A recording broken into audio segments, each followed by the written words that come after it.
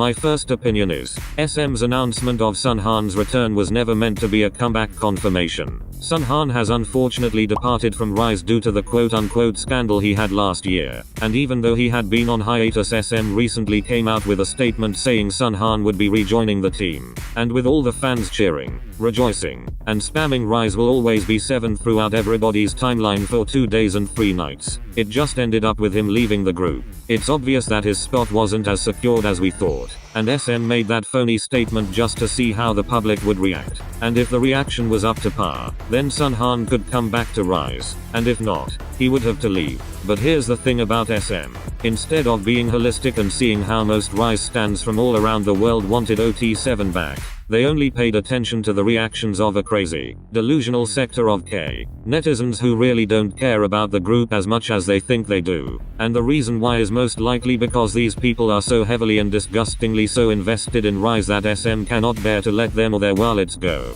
even if it means getting rid of a member for something so minuscule and ridiculous. I'm glad to see RIIZE fans stand up to this stupid, spineless choice and go against SM's weak ass. They let this man be bullied out of the industry for nothing and have given his supporters hell. And for those dumbass netizens who helped make this happen, I hope y'all are happy for ruining another promising young idol's career. And at this point y'all must be getting paid for it because it happens every year with no repercussions and no lesson learned. Since we're talking about how shitty SM is, my next opinion is we're witnessing the beginning of their downfall. SM has done a lot of shady things in the past, but I feel their artists and their fans are at their breaking point. From their top artists wanting to leave due to mistreatment, to the legal problems, and now this situation with Chung-ha.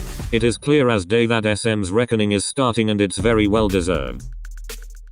The next opinion is, NewJeans' verse on the Touch remix should have been left in the drafts. Quite frankly, I thought this collab was a very smart business move on HYBE's part, seeing as Katseye has gotten a lot of momentum these past few months thanks to their documentary, and NewJeans is continuing to establish himself as a solo artist, and branching out to do features is a really good way to do that. But I wish HYBE would have gotten somebody else on the song because NewJeans' vocal tone and lyricism was just not it and added nothing to the song. I think an artist like Pink Pantheress would have ate on this song, seeing as Y2K, drum and bass dreamcore type sounds and aesthetics are her specialty.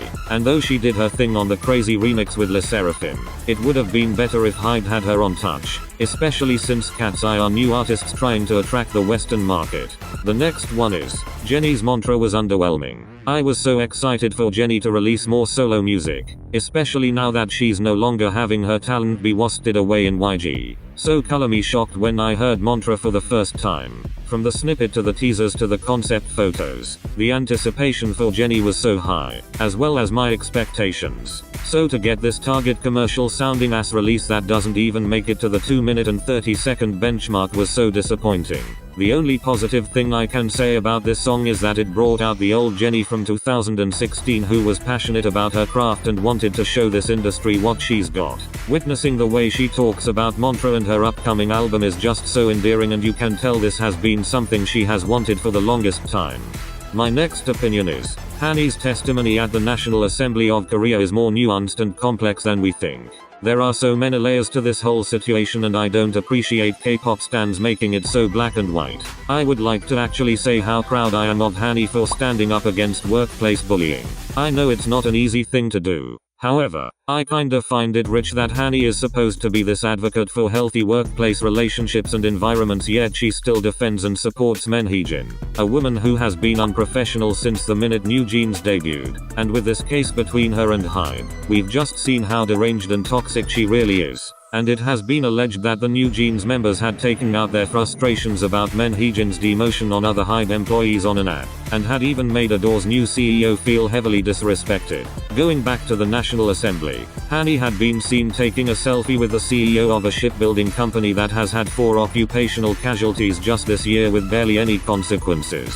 So though Hanni's efforts are admirable, it's not too much to ask whether her intentions are really genuine or not, because look at everything that has been stacked against her and NewJeans over the course of these legal proceedings. All in all, this is just a very murky ordeal, and I hope there is some type of resolve. The next one is, The AMA's boy band tribute was terribly executed. Recently the American Music Awards had their 50th anniversary and had Stray Kids perform a tribute to boy bands. And though they did good with what they were given, the AMAs were really trifling with the conceptualization of this tribute. How are you supposedly honoring boy bands when all your focus is on NSYNC? Where's the Backstreet Boys, Boys to Men, New Edition, the Beatles, the Jackson 5, B2K, or even One Direction? Also, why not have other boy groups on stage to cover some of the names I just mentioned and then reunite with a cute little mashup or something? That's what you call a proper tribute. But since the American music scene has shown its disdain for pop groups for years, I'm not surprised this is what we got from the AMAs. The last opinion is, K-pop stans fighting over whose fave is the most problematic is a waste of time.